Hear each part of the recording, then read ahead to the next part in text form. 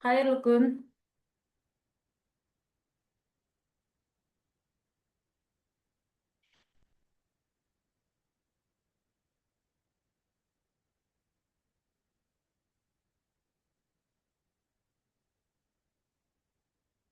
Кайырлы күн окуучулар.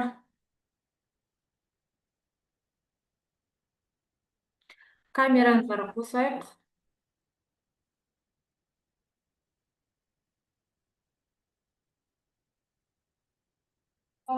Саламатсызбы? Кайырлы күн. Кандайыңыз калай?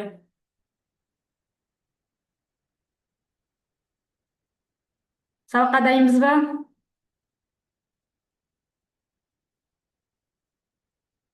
Көңүл күйүңүз калай?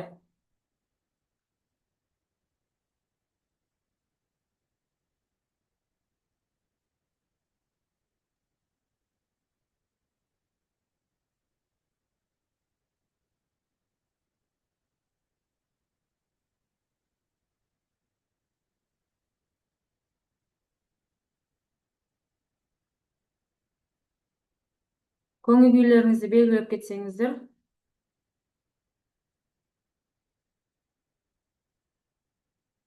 Даусум эстилип турма?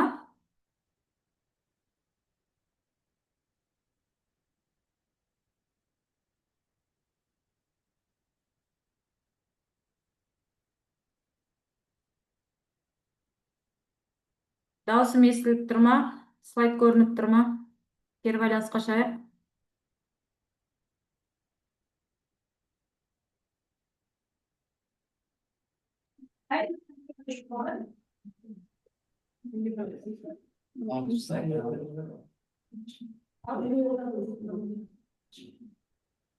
Дайынбыз го сабакка.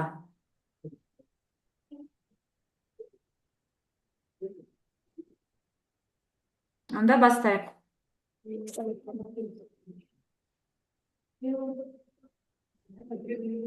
Сабагыбызды баштамас мурун өздөрүңүз билесиздер, Адал Азамат багдарламасы боюнча осы аптанын даек сөзү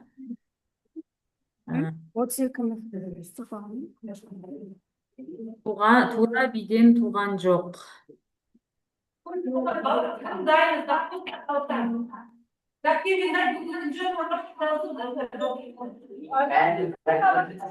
Слайд көрүнүп турма? Көрүнүп тур. Енді жаңа сабағымызды бастамас бұрын, өткен алдыңғы сабақта біз термодинамиканың бірінші заңы мен екінші заңын өткенбіз. Сол тақырыптарды еске түсіріп алайық. Мына кесте бойынша жұмыс жасасақ, біздегі термодинамиканың бірінші заңын кім айтып бере алады?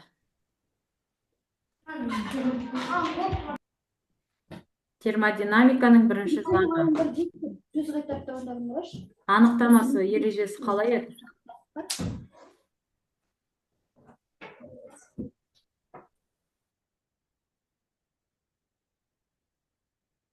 Білеміз ба? Кім жауап береді? Сразу есімдеріңіз бен мектептеріңізді айтып отырсаңыздар. Термодинамиканың бірінші заңы. Анықтамасы қалай еді?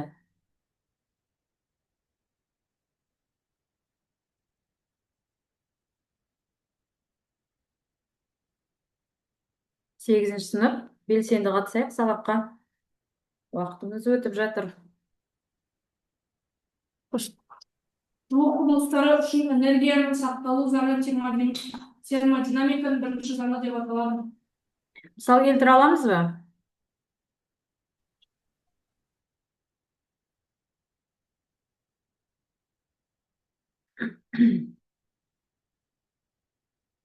Кім мысал келтіре алады? Формуласы қалай еді? Формуласын айтсаңыздар.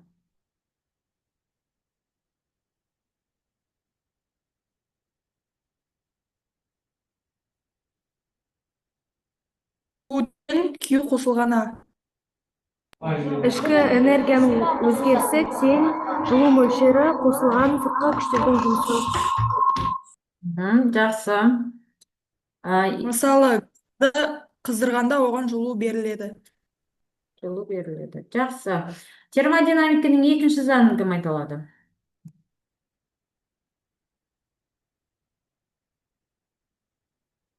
Термодинамиканың екінші заңы. Бұл заң неге негізделіп еді? Қандай процестерге негізделіп еді?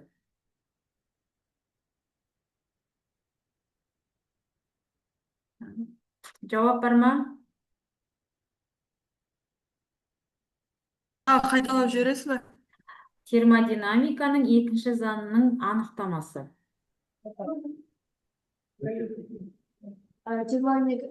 Термодинамиканың екінші заңы жылу процестерінің бағыныстығын қарастырады. Термодинамика екінші заңына мысал келтіріңіздерші. Қандай мысал келтіруге болады?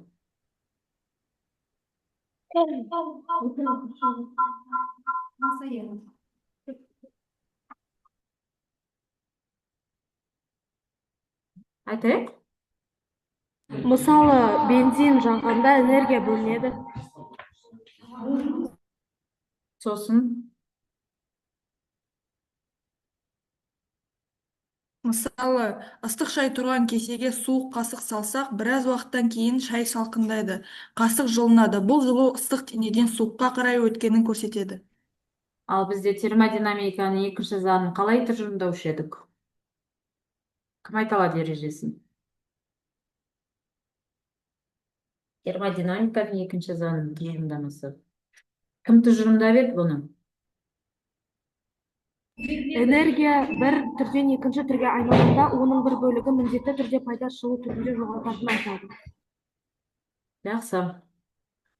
Жақсы, ары қарай бүгінгі күнді жазып қоямыз да, күнделік дәптерді ашып, кітап дәптерді ашайық. Бүгінгі күнді жазамыз, 12 қараша.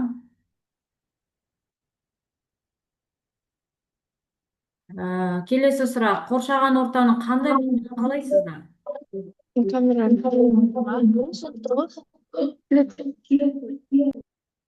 Қоршаған ортаның қандай болғанын қалайсыздар сіздер?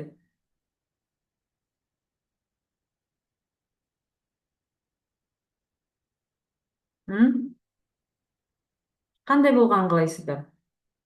Мен қоршаған ортаның таза, жасыл және қауіпсіз болғанын қалаймын.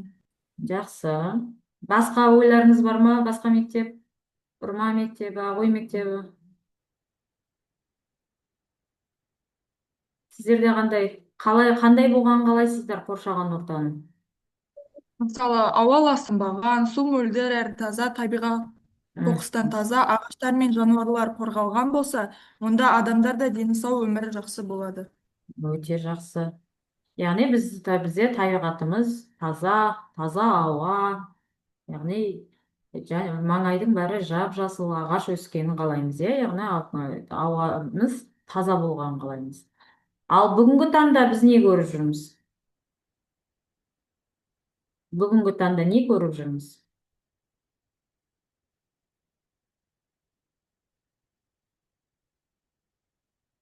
Қазіргі таңда біздің қоршаған ортамызда не болып жатыр?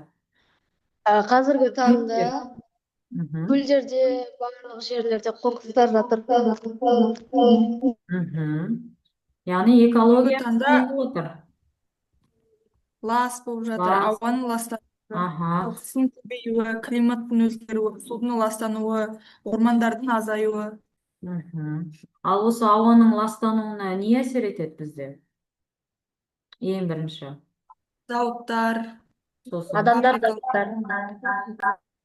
Мгм. машиналар, Вот бізде қазір не көп? Машина өте көп, Машина, адамдар мысалы бізде қазір көбімізде машина бар, мысалы машина көп жүргендіктен біздегі ауаны не істеп жатыр қазір? Ластап жатыр, Яғни машинаның көптігі ол да біздегі ауаның ластауына әсер етеді, Жақсы, бүгінгі тақырыпты жазып қоямыз. Бүгінгі тақырыбымыздың аты, яғни жылулық қозғалтқыштар. Яғни бүгінгі тақырып біздің осы машиналарға арналмақ. Жылулық қозғалтқыштар. Тақырыпты жазып қояйық.